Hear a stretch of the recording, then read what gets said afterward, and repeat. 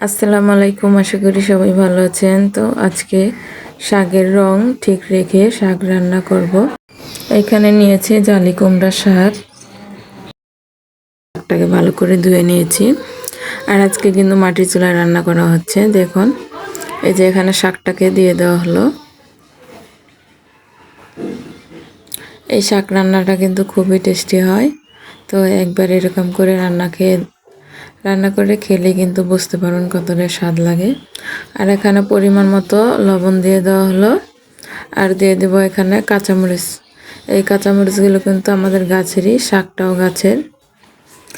নিজের হাতে শাক রান্না করা হচ্ছে। তো এই শাকটা কিন্তু খেতে টেস্টি হবে খুব। তো দেখুন, ঢাকনাটাকে তুলে নিয়েছি। তুলে নেওয়ার পরে কিন্তু ভালো করে নেড়েচেড়ে মিশিয়ে নিচ্ছি। আশা করছি আমার আজকের রেসিপিটা আপনাদের ভালো লাগবে। যদি ভালো লেগে থাকে অবশ্যই একটা লাইক করবেন। শাকটাকে ভালো করে নেড়েচেড়ে সিদ্ধ করে নিতে হবে একটু ঢেকে।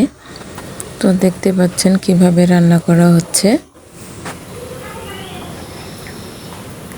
আর এখনও যারা আমার চ্যানেলে নতুন আছেন, সাবস্ক্রাইব করে অবশ্যই পাশে থাকবেন নতুন নতুন রেসিপি পেতে হলে।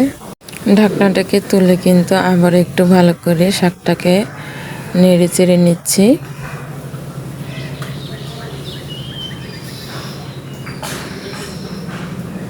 আবার একটু ঢাকনা দিয়ে ঢেকে দিলাম।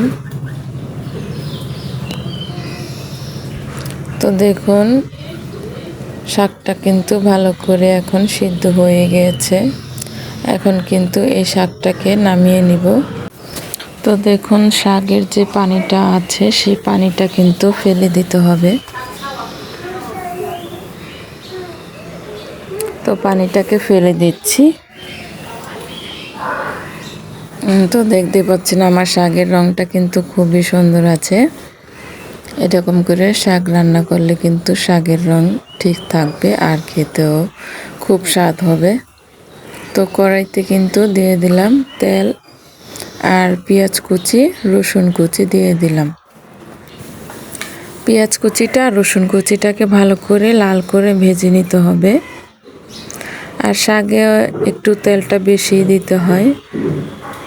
তেলটা একটু বেশি দিলে স্বাদ লাগে বেশি।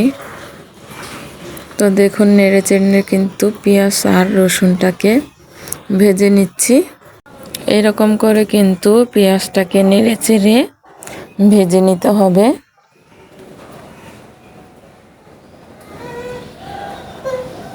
তো দেখতেই পাচ্ছেন কিভাবে ভেজে নিচ্ছি। তো দেখুন, এখন কিন্তু আমার পেঁয়াজটা আর রসুনটা কিন্তু ভাজা হয়ে গেছে। এখন শাকটা দিয়ে দিচ্ছি। তো দেখুন, এই যে শাকটা দিয়ে দেওয়ার পরে কিন্তু নেড়ে চেড়ে ভালো করে মিশিয়ে নিচ্ছি। এরকম করে নেড়ে চেড়ে কিন্তু রান্না করতে হবে শাকটাকে। আমার শাক রান্নার রেসিপিটা আপনাদের যদি ভালো লেগে থাকে অবশ্যই কমেন্টে জানাবেন।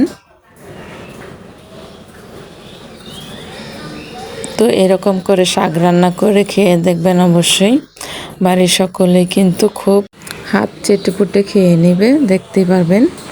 তো দেখুন, এই শাক রান্না কিন্তু আমার খুবই মজার।